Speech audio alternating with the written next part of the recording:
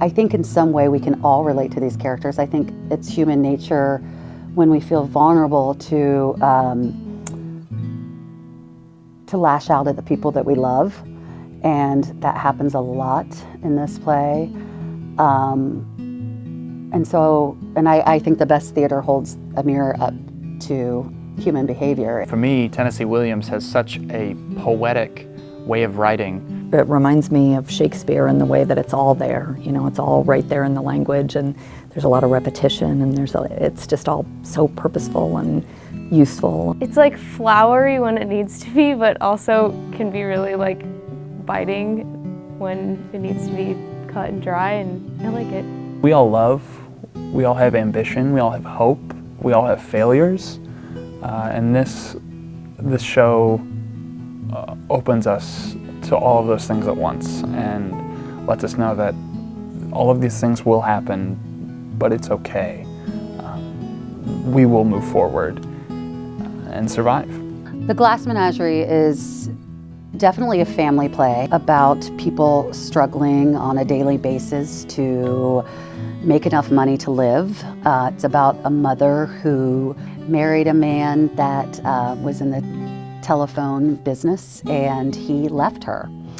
And then so she had to figure out a way to make her life work. This is a woman who I think was completely unprepared to have a career. I think she expected to have servants and have land and have things handed to her, and that is not the way that her life has worked out. Oldest child is Laura, who has dealt with some different health issues. She's kind of stuck in her own little world. She doesn't have a lot of confidence in herself at all, and she gets really upset and bothered and anxious about things that would not normally make people feel that way. I don't think she maybe has a passion except for her glass menagerie, this little collection of animals that she keeps, and she just sort of lives in this little pretend world. Her other son, Tom, who is an aspiring writer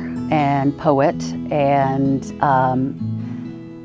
in order to help the family survive, took a job in a shoe warehouse. It's really about his struggle to discover his passion for life and be able to escape kind of his responsibilities that he inherited.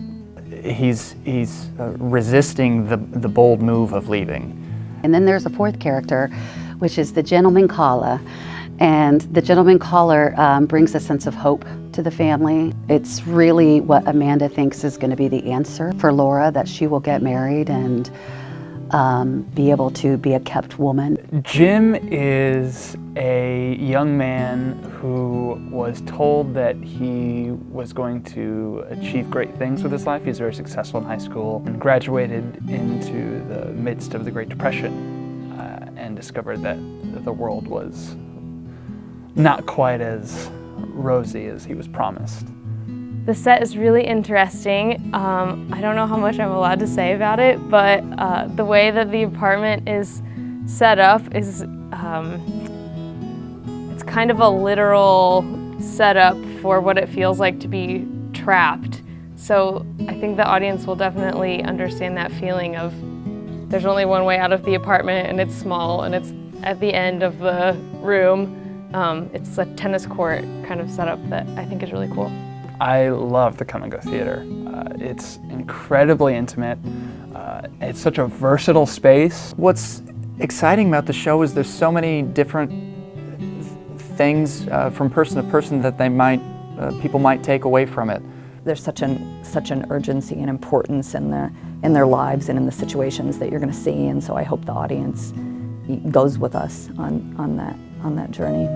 I have never gotten to be in a Tennessee Williams play before, but I really like how gritty, and it's a memory play, but I think that what people are feeling in it is really real, and I maybe value being authentic and real about your feelings on stage more than anything else, and you can do that in this play, and I really enjoy that. It's an American classic. Tennessee Williams is one of the best American playwrights of all time. I feel like it's a mix of Sam Shepard meets Shakespeare, and he does that really well, of putting this gorgeous poetry in the middle of the play, but then will smack you in the face with some huge, raw, emotional scene or moment. It is a show that will touch everyone in some way or another. There's a lot to identify with, and a lot that still resonates today. This is Stitch. It's my emotional support dog for the show.